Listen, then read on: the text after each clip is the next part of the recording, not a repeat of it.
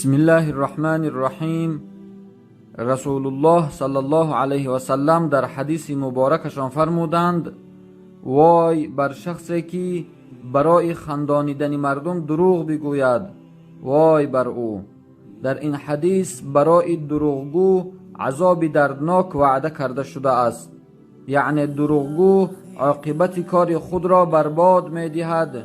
متاسفانه امروز مردم چنان به این گناه مبتلا شده اند و آن قدر دروغ می گویند و آن قدر در جامعه دروغ زیاد شده است که خاص و عام همه به آن مبتلا گشته اند.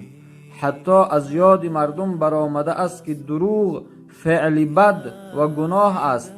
عده مردم هم فخر می کنند که با دروغ گفتن مرادشان حاصل می شود.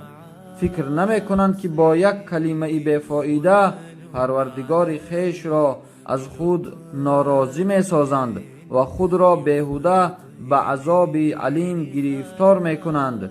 عبدالله ابن عامر رضی الله عنه نقل می کند که در آوان خردسالی اش روز پیامبر اکرم صلی الله علیه و سلم به خانه اشان تشریف آوردند.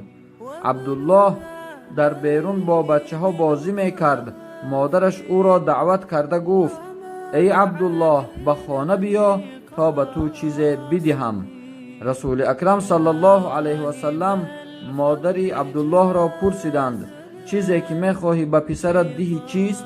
مادری عبدالله گفت: خرمای خشک است.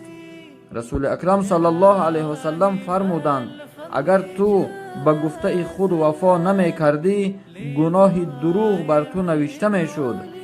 ببینید، در یک گفته معمولی که برای خوشحال کردن کودک گفته می شود، اگر دروغ باشد باز هم گناه است، زیرا کودک دروغ گفتنی کلان سالان را دیده خود به دروغگویی عادت می کند.